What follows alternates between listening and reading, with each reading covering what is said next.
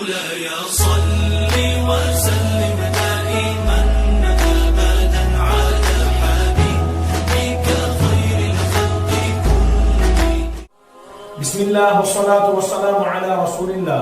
محترم سامعین و ناظرین، السلام علیکم ورحمۃ اللہ وبرکاتہ. ہم نے ایک اسلامک چینل قاری شیخ اعجاز کے نام سے بنائی ہے.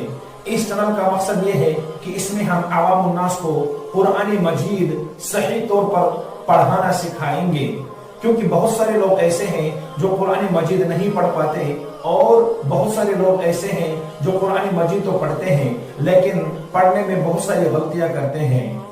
آئے آپ اور ہم مل کر ان غلطیوں کو دور کریں گے، ان غلطیوں کو رفع کریں گے. میں آپ کو یہاں یہ بھی بتاتا چلوں کہ ہم ہر ویڈیو کے ہر سبق کے 2 پارٹ بنائیں گے. ایک پارٹ میں ہم اردو زبان استعمال کریں گے ان لوگوں کے لیے جو صرف اردو زبان سمجھتے ہیں، اور دوسرے پارٹ میں ہم کشمیری لینگویج کشمیری زبان استعمال کریں گے ان لوگوں کے لیے جو صرف کشمیری ہی زبان سمجھتے ہیں، اردو زبان نہیں سمجھتے ہیں. عام طور سے عوام الناس میں جو غلطیاں پائی جاتی ہیں وہ 2 طرح کی ہوتی ہے. ایک لحن جلی، دوسری غلطی لحن خفی. لحن جلی بڑی غلطی، واضح غلطی، صریح غلطی جس کو عام انسان بھی سمجھ پاتا ہے، اور لحن خفی ہلکی غلطی، چھوٹی غلطی جس کو عام انسان سمجھ نہیں پاتا. انشاءاللہ میں بالتفصیل آپ کو بورڈ پہ بتاؤں گا کہ لحن جلی اور لحن خفی یہ کیسی غلطی ہیں، ان میں کیا کیا ہوتا ہے. انشاءاللہ آئے بورڈ کی طرف چلتے ہیں، بالتفصیل آپ کو بورڈ پہ ہی سمجھائیں گے. پہلے ہم دیکھیں گے کہ لحن کے کیا معنی ہے، لحن کسے کہتے ہیں. تو میں یہاں لکھوں گا، آپ بھی لکھیں گے اپنی کاپی پہ. لحن کے معنی غلطی کرنا، اور لحن کی پھر 2 قسمیں نکلتی ہیں. ایک لحن جلی، دوسرا لحن خفی. لحن جلی یعنی بڑی غلطی، بڑی غلطی. لحن خفی چھوٹی غلطی.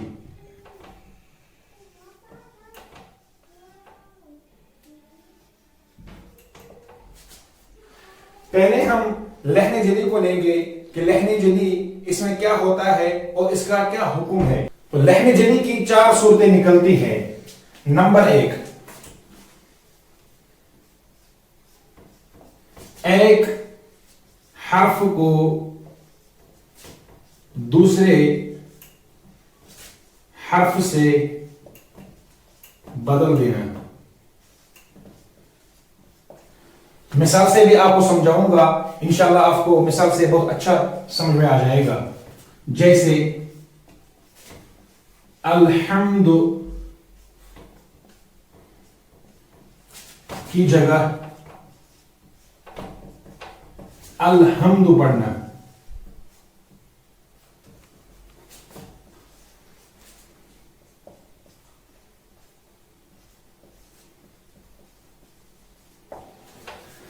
الحمد کی جگہ الحمد پڑھنا. تو یہاں پہ بڑا ہا ہے اور اس کا مخرج وسط حلق یعنی حلق کا درمیانی حصہ. اس کی جگہ اگر ہم الحمد پڑھیں گے، اس کا مخرج اقصی حلق یعنی حلق کا سینے کی طرف والا حصہ. تو یہ لحن جلی ہے، بڑی غلطی ہے، صریح غلطی ہے.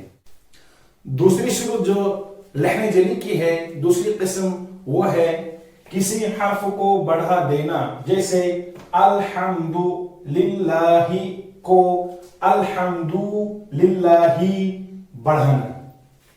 یعنی کہ ہم الحمد دال پیش دو للہ حاضر ہی، اس کو ہم الحمد وا بڑھائیں گے، للہ یہاں پہ ہم یا بڑھائیں گے. تو یہ لحن جلی کی دوسری قسم ہے. اور آئے چلتے ہم تیسری قسم کی طرف. تیسری جو قسم آتی ہے وہ ہے کسی حرف کو گھٹا دینا. جیسے لم یولد کی جگہ لم یولد پڑھنا. یعنی یہاں پہ وا مدہ ہے، لم یولد، یا وا پیش یو.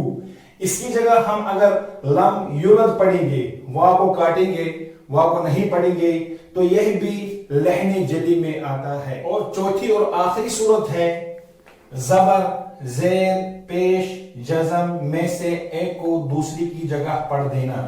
یعنی زبر کی جگہ اگر ہم زیر پڑھیں گے، جس حرف پہ زبر ہوگا اس کی جگہ ہم زیر پڑھیں گے، اور جس حرف کے نیچے زیر ہوگا اس کے اوپر ہم زبر لگائیں گے، اور جس حرف کے اوپر پیش ہوگا اس کو ہم زیر سے یا زبر سے بدل دیں گے، یا جزم والے حرف کو ہم حرکت دیں گے، اس کو مفتوح کریں گے یا مکسور کریں گے یا مجزوم کریں گے. تو یہ بالکل غلط ہے، یہ صریح غلط ہے. تو مثال کے ذریعے آپ کو سمجھ میں آئے گا اچھی طرح. ایاکا کو ایاکی، ایاکا یہاں پہ زبر ہے، اس کو ہم ایاکی پڑھیں گے تو یہ لہن جلی ہے. اسی طرح اہدنا کو ہم اہدنا، اہدنا یہاں پہ زیر ہے، اس کو ہم اہدنا پڑھیں گے تو یہ بالکل غلط ہے. یہاں ہم زبر کے ساتھ اس کو پڑھیں گے، بالکل غلط ہے. انعمتا یہاں پہ تا کے اوپر زبر ہے، اس کو ہم انعمتو پڑھیں گے، بالکل غلط ہے. یہاں پہ جمع کو جمع پڑھیں گے، جمع جیم پہ بھی زبر ہے، میم پہ بھی زبر ہے، عین پہ بھی زبر ہے، اس کو ہم جمع پڑھیں گے، میم کے اوپر ہم جزم لگائیں گے، یہ سراسر غلط ہے. اور فعلنا کو ہم فعلنا پڑھیں گے، یعنی فعلنا لام جو ہے یہ ساکن ہے، اس کو ہم متحرک کریں گے، فعلنا پڑھیں گے، یہ بالکل غلط ہے. تو یہ لہن جلی کی 4 صورتیں ہم نے یہاں پہ. اب ہم بات کریں گے لہن خفی کی. لہن خفی جیسے میں نے پہلے ہی کہا چھوٹی غلطی ہے، ہلکی غلطی ہے، لیکن ہلکی غلطی سمجھ کر ہم اس کو ہلکی نہ سمجھے بلکہ یہ بھی بہت بڑی غلطی ہے. جیسے پہلے ہم جانیں گے کہ لہن خفی کسے کہتے ہیں. لہن خفی وہ غلطی ہے جس سے لفظ تو نہ بدلے لیکن حرفوں کے جو حاصل ہونے کے قواعد ہیں، جو قاعدے مقرر کیے ہیں، ان کے خلاف اگر ہم قرآن مجید پڑھیں گے تو یہ سراسر غلط ہے. مثال کے طور پر اخفا ایک قاعدہ اس میں آتا ہے. اخفا انشاءاللہ ہم بالتفصیل آپ کو آگے بتائیں گے کہ اخفا کسے کہتے ہیں، اظہار کسے کہتے ہیں، اخلاف کسے کہتے ہیں، سب کچھ ہم بتائیں گے. تو ہم اگر اخفا کی جگہ اظہار کریں گے، اور اظہار کی جگہ، اظہار کے معنی ظاہر کرنا، اخفا کے معنی چھپانا، جس حرف کو ہمیں چھپانا ہے اس کو ہم ظاہر کریں گے، اور جس کو ہمیں ظاہر کرنا ہے اس کو ہم چھپائیں گے، رد و بدل کریں گے تو یہ لہن خفی کے درجے میں آتا ہے. اسی طرح جس حرف کو ہمیں پر پڑھنا ہے، یعنی موٹا پڑھنا ہے، جیسے صاد ہے، قاف ہے، غین ہے، ان کو ہمیں پر پڑھنا ہے، موٹا پڑھنا ہے، اور اگر ان کو باریک پڑھیں گے تو یہ لہن خفی کے درجے میں آتی ہے. اسی طرح ہم طول توسط، اس کے معنی کیا آتے ہیں؟ کھینچنا، لمبا کرنا، یعنی یہ مادے میں پایا جاتا ہے کتنا کھینچنا ہے، کتنا لمبا کرنا ہے. ان کی جگہ ہم قصر کریں گے. قصر کے معنی ہے ایک الف کے اوپر ایک الف کے برابر کھینچنا. تو ہم طول توسط یعنی زیادہ کھینچنے کے بجائے کم کھینچیں گے تو یہ بھی لہن خفی کے درجے میں آتا ہے.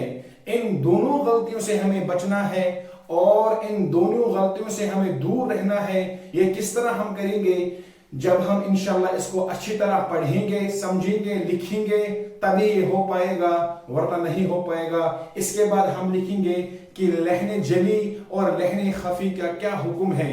یعنی اگر انسان اللہ بچائے لہن جلی میں مبتلا ہے تو اس کا کیا حکم ہے، اور اللہ بچائے اگر لہن خفی میں مبتلا ہے تو اس کا کیا حکم ہے.